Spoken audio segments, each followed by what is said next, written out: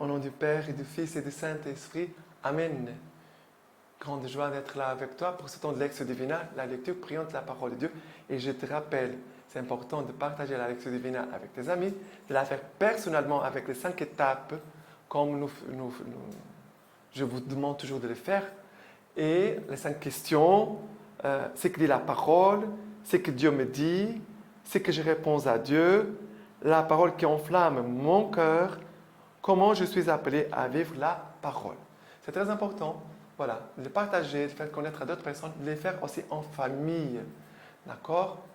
Même avec les enfants, de les apprendre déjà à faire la Lectio Divina. C'est très important. C'est notre trésor, c'est la parole de Dieu, ok? Et aujourd'hui, nous sommes le 4 janvier et la première lecture d'aujourd'hui, c'est 1 Jean, chapitre 3, le verset 22 jusqu'au chapitre 4, verset 6. Et avant de commencer la lecture, je rappelle toujours que c'est important de demander à l'Esprit Saint qu'il vienne nous ouvrir à l'écoute profonde de ce que le Seigneur veut parler à nos cœurs, à chacun de nous. Ok? Alors, la première lecture d'aujourd'hui, elle dit comme ça. Quoi que nous lui demandions, nous le recevons de lui, parce que nous gardons ses commandements et que nous faisons ce qui lui est agréable. Or, voici son commandement, croire au nom de son Fils Jésus-Christ et nous aimer les uns les autres, comme il nous en a donné le commandement. Et celui qui garde ses commandements demeure en Dieu et Dieu en lui. À ceci, nous savons qu'il demeure en nous, à l'Esprit qu'il nous a donné.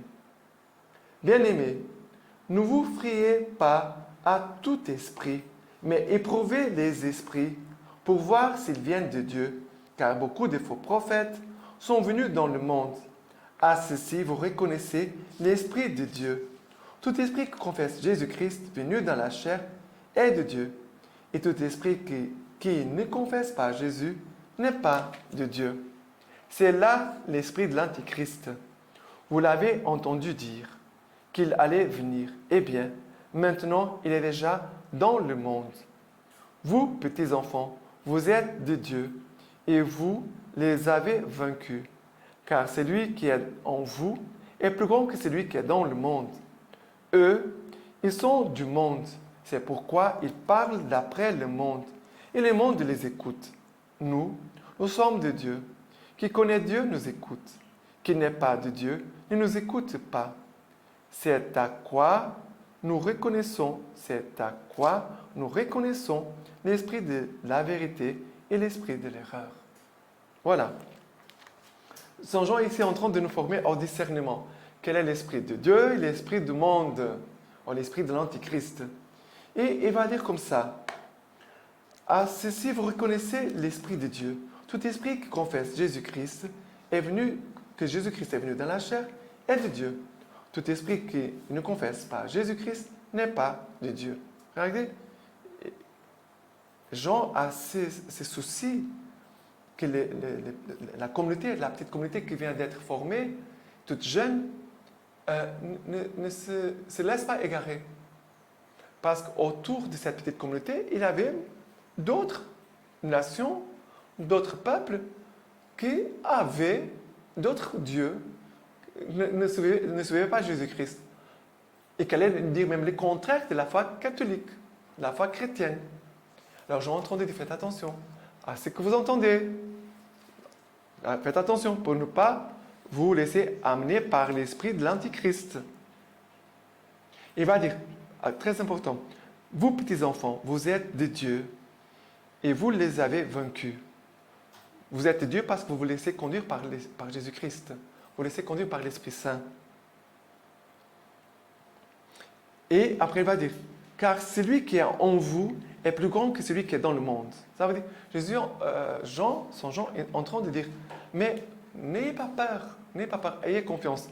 Celui qui est en vous, ça veut dire Dieu qui est au-dedans de vous, est plus grand, plus fort que celui qui est dans le monde. Ça veut dire l'Antichrist, l'esprit du diable, le diviseur, l'esprit de mensonge. Jean est en train de dire ça. Et parfois, les chrétiens oublient ça. Celui qui est en toi est plus fort, plus grand que celui qui est dans le monde.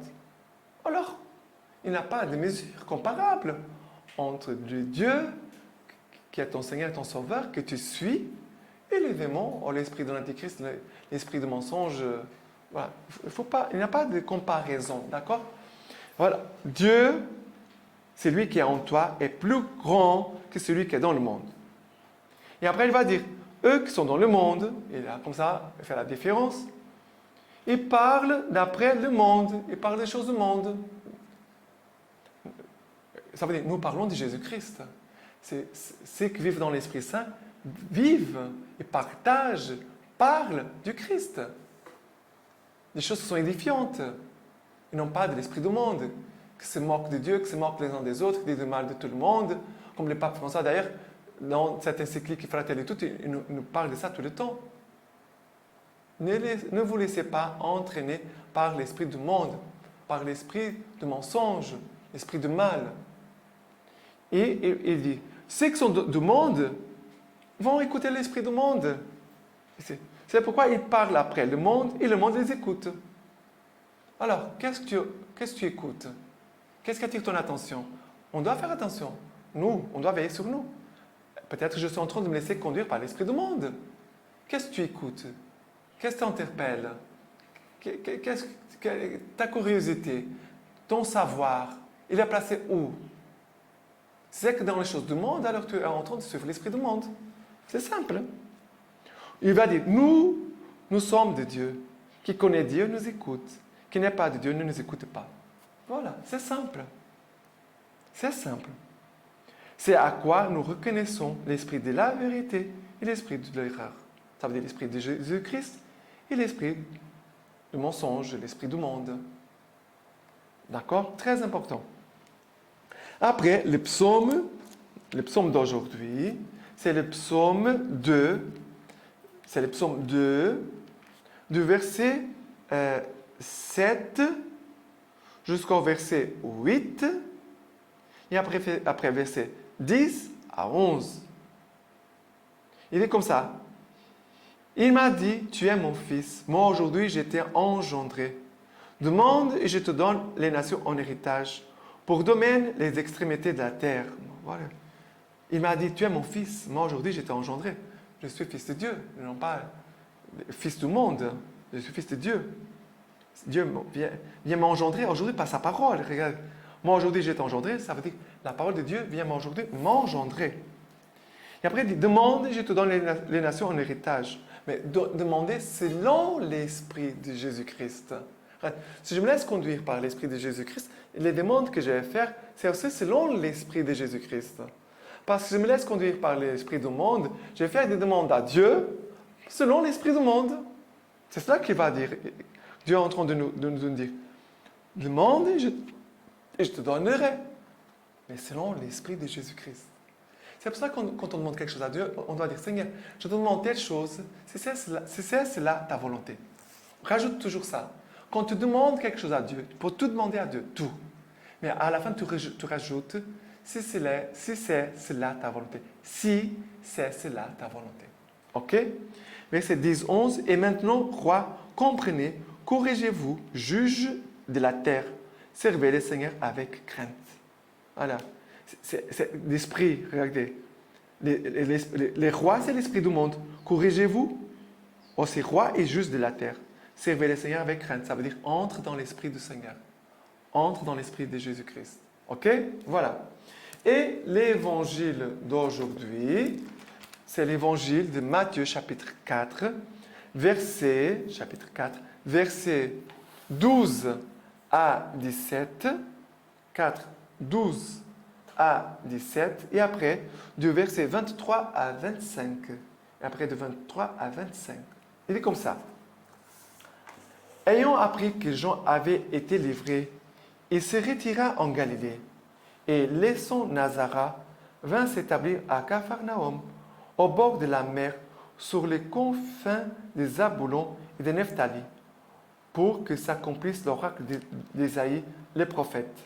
Terre de Zabulon et terre de Nephtali, route de la mer, pays de Transjordan, Galilée des nations. Le peuple qui demeurait dans les ténèbres a vu une grande lumière. Sur ceux qui demeuraient dans la région sombre de la mort, une lumière s'est levée.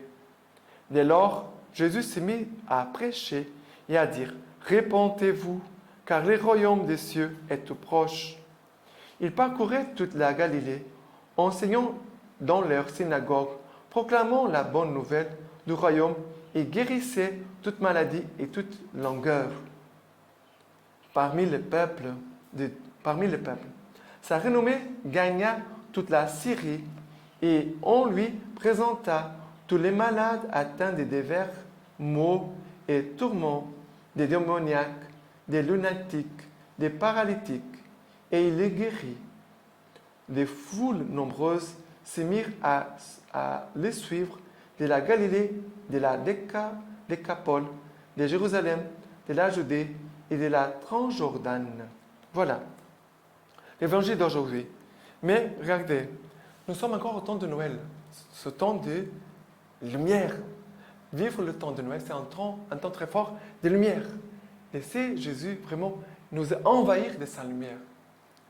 Et ici, on voit Jésus qui va à Capharnaüm.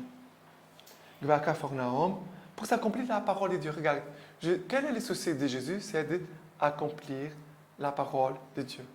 Quel doit être notre souci? D'accomplir la parole de Dieu. C'est ça. Notre souci, c'est de mettre en pratique la parole de Dieu, d'accomplir la parole de Dieu, comme Jésus. Et Jésus va là-bas, dans cette région, comme lumière. Regardez, le peuple qui marchait dans les ténèbres a vu une grande lumière. Jésus va venir comme lumière. Et comment Jésus va entrer avec sa lumière? À travers les cœurs repentis. Repentez-vous, car le royaume des cieux est tout proche. Désirer la conversion, ou se repentir, déjà le cœur s'ouvre pour accueillir la lumière. Et quand on accueille la lumière va faire son travail. C'est comme un remède. Quand je reçois une injection, si je ne l'ai pas lu, alors ça va commencer après à circuler dans mon corps. Ça va commencer à me guérir. C'est la même chose, c'est les remèdes. Jésus est en train de donner les remèdes, sa lumière, sa parole. Mais que la porte d'entrée, c'est les repentir. Vouloir se repentir. Regarde, de vouloir de se repentir ou de se repentir déjà. Voilà, c'est la porte. Et après, Jésus commence à parcourir tous les lieux. Ça veut dire comme si Jésus voulait parcourir tout ton être, toute ta vie, toute ton histoire. Jésus veut la parcourir. Et qu'est-ce qui se passe? Il proclame la bonne nouvelle. Ça veut dire il apporte la parole. Et à partir de la parole, il va guérir toute maladie et toute langueur parmi les peuples. Et après, on voit que les cœurs sont touchés, vont s'attacher à Jésus. Voilà après, il y a beaucoup de nombreuses foules qui vont se mettre à suivre Jésus. Ça veut dire que les cœurs s'est attaché à Jésus pour les suivre.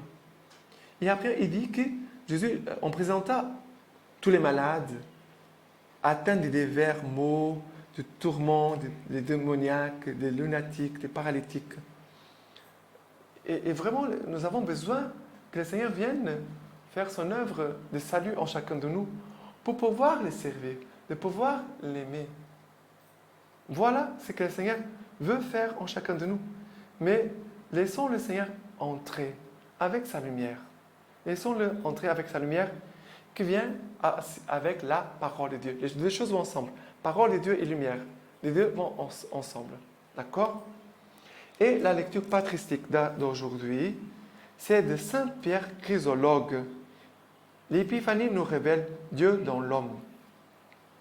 Car c'est lui qui a voulu naître pour nous, n'a pas voulu être ignoré de nous. Et c'est pourquoi il se découvre de telle sorte que de ces grands mystères de la bonté divine ne deviennent pas l'occasion d'une grande erreur. Aujourd'hui, les mages, cherchant celui qui brillerait parmi les étoiles, le trouvent vagissant au berceau. Aujourd'hui, les mages s'étonnent de découvrir glorieux dans les langes celui qui s'était longtemps dissimulé dans le ciel où il demeurait obscur. Aujourd'hui, les mages considèrent avec une profonde stupeur ce qu'ils voient ici, les ciels sur la terre dans les ciels, l'homme en Dieu, Dieu dans l'homme. Et c'est lui que le monde entier ne pouvait contenir, enfermé dans le corps d'un tout petit. Et dès qu'il voit, il proclame qu'il croit sans discuter, en offrant leurs dons symboliques. Par l'encens, il confesse Dieu. Par l'or, le roi. Par la myrrhe, la mort future. C'est ainsi que les païens, qui étaient les derniers, deviennent premiers, car c'est alors que la venue des païens à la croyance est inaugurée par la foi des mages. C'est beau. Les païens, c'est alors que la venue des païens, les derniers, car c'est alors la venue des païens à la croyance est inaugurée par la foi des mages. Voilà. Et de l'encyclique Fratelli Tutti, du numéro 258 jusqu'au numéro 270. Il va dire comme ça. Le numéro 258.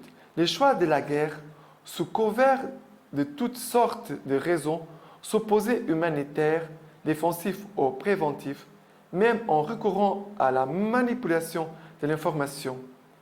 De fait, il va dire après, la guerre a acquis un pouvoir destructif, incontrôlé, qui affecte beaucoup de victimes civiles innocentes. Face à cette réalité, il est très difficile aujourd'hui de défendre des critères rationnels mûris en d'autres temps pour parler d'une possible guerre juste. Jamais plus la guerre. Il dit jamais plus la guerre. Après, il va dire, 259, dans notre monde, il n'y a plus seulement des morceaux de guerre dans tel ou tel pays, mais on affronte une guerre mondiale par morceaux. C'est une parole d'avertissement que dit le pape François. Et après, 260, les raisons pour la paix sont plus fortes que tout calcul lié à des intérêts particuliers et toute confiance dans l'usage des armes. La voie a été ainsi rouverte à la trompeuse terreur de la guerre. 261. Toute guerre laisse le monde pire que dans l'état où elle l'a trouvé. La guerre est toujours un échec de la politique et de l'humanité, une capitulation honteuse, une déroute devant les forces du mal. N'en restons pas aux discussions théoriques. Touchons les blessures, palpons la chair des personnes affectées.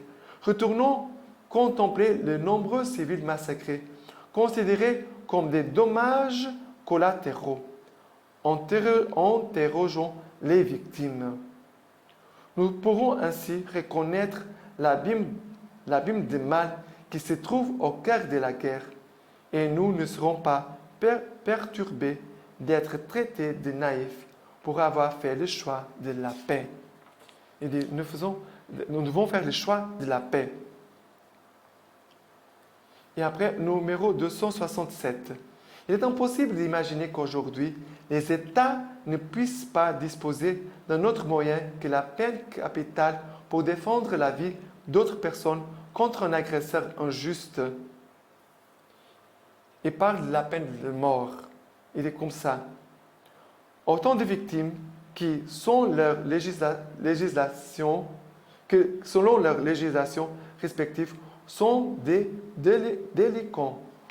Tous les chrétiens et les hommes de bonne volonté sont donc appelés à lutter non seulement pour l'abolition de la peine de mort, légale ou illégale, sous toutes ses formes, mais aussi afin d'améliorer les conditions carcérales dans le respect de la dignité humaine des personnes privées de la liberté.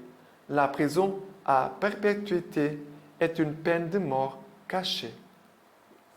Et maintenant, je finis ce temps en te laissant la bénédiction du Seigneur pour toi, aussi toute ta famille.